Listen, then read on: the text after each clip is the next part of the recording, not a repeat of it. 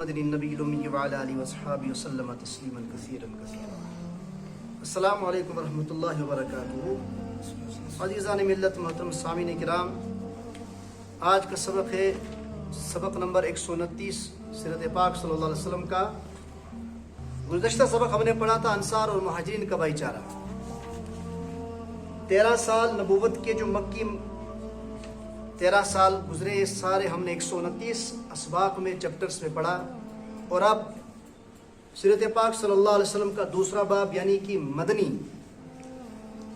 جو واقعات ہیں وہ ہم پڑھ رہے ہیں، اور اس میں ہم پہنچے تھے کہ انصار اور مہاجرین جو مکہ سے ہجرت کر کے مہاجرین مدینہ میں آئے، اور جو وہاں پر موجود مسلمان تھے ان کا آپس میں بھائی چارہ۔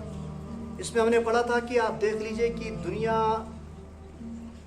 اس وقت یا گزشتہ بھی ماضی میں بھی ہم دیکھیں، کالوں کو گوروں سے جھگڑا رہا، نسلوں کا دوسری نسلوں سے جھگڑا رہا، دو قوموں کا آپس میں جھگڑا رہا، دو ملکوں کا آپس میں جھگڑا رہا۔ غرض کہ مختلف قسم کی تفریقیں ازل سے چلی آ رہی ہیں، لیکن اسلام نے وہ سبق اور چہرہ پیش کیا، ان ساری تفریقوں کو ختم کیا۔ مہاجر جو تھے مختلف قبائل سے آئے ہوئے تھے، مختلف نسلوں سے تھے، مختلف خاندانوں سے تھے۔ آپ یہ دیکھ لیجئے کہ کوئی غلام تھا، کوئی بادشاہ تھا، کوئی نوکر تھا، کوئی مالک تھا، لیکن نبی محترم صلی اللہ علیہ وسلم کا ارشاد تھا کہ تم سب کنگھی کے دانتوں کے برابر ہو۔ آج یہی سبق چل رہا جو، اور آج کا سبق ہے بھائی چارے کی بنیاد، جو وہ بنیاد تھی جس بنیاد پر ساری رنگ و نسل، مختلف قسم کی قبائلوں کی آپسی تفریق سب ختم، اور یہ ساری ختم کس کی بنیاد تھی؟ دین پر، اور نہ نسل پر نہ قوم پر۔ جو بھائی چارہ وہ قائم ہوا تھا نہ نسل پر تھا نہ قوم پر تھا، بلکہ دین پر تھا۔ یہ بیان کرتا ساری پریشانیاں تھیں، لیکن اصل مسئلہ کچھ اور ہی تھا، یہ کہ آج تک بھائی چارہ، آپسی جوڑ اور اخوت کی بنیاد دو چیزوں پر تھی۔ جتنے بھی اس وقت دنیا میں انسان رہ رہے ہیں، دو ہی چیزیں ایسی جن کا آپس میں بھائی چارہ، یا تو ملک کی بنیاد پر یا تو قوم کی بنیاد پر، اور خاص کر عرب میں صرف دو قومیں، قوم اور خاندان پر تھی جو بھائی چارہ تھا۔ پھر وہ بنیاد بھی ذاتوں کو چھوٹی چھوٹی شاخوں کی بنیاد پر ڈالتی تھی۔ جو وہ بھائی چارہ تھا، آگے سے نکلتی تھی شاخیں، اور وہ شاخوں پر بھی قائم تھا، لیکن اتنا بھی قائم مسلسل نہ رہتا تھا، یہ بھی ٹوٹتی تھی۔ اور کچھ علاقوں میں بھائی چارہ کی بنیاد صرف ملک اور علاقے پر تھی، پھر وہ بھی الگ الگ علاقوں کے نام پر صبح و شام ٹوٹتی پھوٹتی تھی، بلکہ نیست و نابود ہو گئی، نہ جانے کتنی قومیں آپس میں لڑ کر۔ اس کی وجہ یہ تھی کہ یہ بنیادی اتفاق کے بجائے جھگڑے اور اختلاف پر رکھی گئی تھی، کیونکہ ایک قوم کا دوسری قوم کے ساتھ تب تک اتفاق نہیں ہو سکتا جب تک ایک قوم دوسری قوم کو قبول نہ کر لے، دوسری قوم کے ساتھ مکمل اتفاق نہ کر لے، جب تک وہ دونوں ایک نہ ہو جائیں، اور دو قوموں کا ایک ہونا ناممکن ہے، دو قومیں کبھی ایک ہو نہیں سکتی ہیں۔ اس طرح دو ملکوں کا بھی اتحاد اور اتفاق تبھی ہو سکتا جب دونوں ملک ایک ہو جائیں، لیکن جن لوگوں کے بڑے بننے اور بڑی خواہشاتیں ہوں، اونچے اونچے عہدوں پر بیٹھنا ہو، کہ دو ملک ایک ہو جائیں، چاہے ہماری کرسیاں اور ہمارے عہدے بھی چلے جائیں، جن کی یہ غرض و قائد رہتی ہے کہ اپنی کرسی کی چودراہٹ ہمیشہ سنبھالنا، وہ کس طریقے سے چاہیں گے کہ دو ملک اور دو قومیں ایک ہو جائیں، بلکہ ایسے بڑے لوگ تو ملک کے ٹکڑے ٹکڑے کرتے رہیں گے تاکہ زیادہ ملک ہو تو زیادہ بادشاہ بنے۔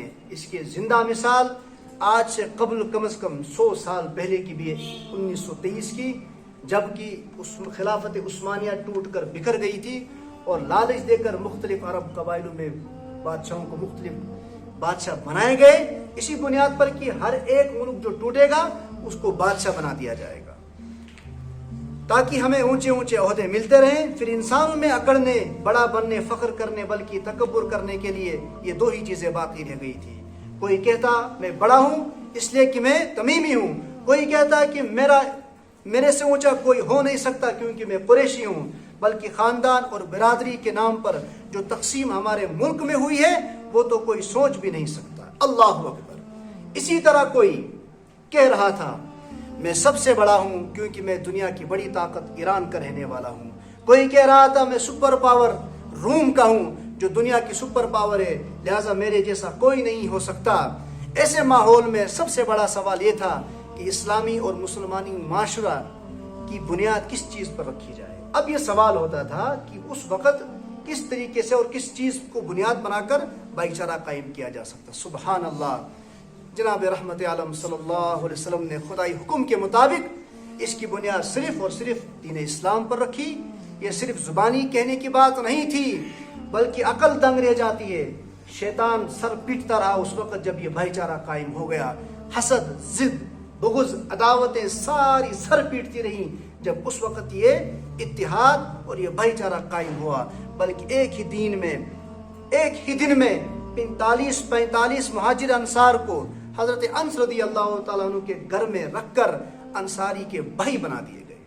حضرت ابوبکر، حضرت خالد بن زید، حضرت عمر، حضرت عتبان رضی اللہ تعالیٰ عنہ اور حضرت عثمان بن عفان، حضرت اوس ابن ثابت رضی اللہ تعالیٰ عنہ کے بھائی بنائے گئے. اس طرح ہر مہاجر ایک انصار کو لے کر اس کو گلے سے لگا کر اس کو اپنا بھائی تسلیم کرنے لگا. حرص، لالچ، حسد، ضد اپنا سر پیٹتی رہیں. جس وقت بھائی چارہ کے جواب میں انصار صحابہ کرام نے اپنا دروازہ کھول دیا. ہر انصاری صحابی نے اپنا دروازہ مہاجرین کے لیے کھول دیا کہ آ جائیے. آگے دیکھیے کہ جو انصار تھے مہاجر بھائی کو گھر لا کر مکان کے 2 حصے کر دیے. یہ مکان میرا ہے، آدھا میرا آدھا تیرا. بلکہ باغ کے جو حصے کیے، آدھا باغ میرا آدھا باغ مہاجر بھائی کا. اتنی تقسیم کر دی. یہاں تک کہ انہیں یہ غم بھی، یہ دکھ بھی تھا کہ اپنی اولادوں کو چھوڑ کر آئے ہوئے ہیں اور جو یہ اولادوں کو چھوڑ کر آئے اولادوں کے غم میں تڑپ رہے ہوں گے. یہ ہمارے بچے ہیں، ان کو اپنے بچے سمجھ کر اپنا دل بہلا دیجئے. اور آگے چل کر اتنا ہی نہیں، آپ دیکھ لیجئے کہ غیرت کا بھی کیا مقام تھا. ایک بھائی چارہ کس طریقے سے قائم کیا گیا اور درد کو کس طریقے سے سمجھا گیا. ایک انصاری صحابی نے کہا کہ میرے نکاح میں 2 بیویاں ہیں، میں ایک کو طلاق دے دوں گا اور اس کی عدت ختم ہونے کے بعد آپ نکاح کر لو. لیکن اس کے عوض میں جو مہاجرین صحابہ کرام تھے وہ اپنے ان بھائیوں کا احسان مان کر اس کو مبارکباد دیتے تھے. یہ سب چیزیں مبارکباد آپ کے لیے، ہمیں تو صرف سر چھپانے کے لیے جگہ چاہیے، باقی سب کچھ آپ کو مبارک. باغ، خیر، جتنی بھی آپ کی ہمدردی ہے یہ آپ کو مبارک. ہمیں بس اتنا کر لیجئے کہ ہمیں سر چھپانے کی جگہ دے دیجئے اور بازار کا راستہ دکھا دیجئے تاکہ ہم بازار میں جا کر کچھ مزدوری کریں، کچھ تجارت کر کے اپنا پیٹ پال لیں، اپنا گزارا کر لیں. یہ سبق طویل ہے اس لیے انشاءاللہ اس سے آگے ہم کل پڑھیں گے. اللہ تبارک و تعالی ہمیں سیرت پاک پر عمل کرنے کی توفیق عطا فرمائے. وصلی اللہ تعالی علی خیر خلقہ محمد و علی آلہ و صحبہ اجمعین برحمتہ.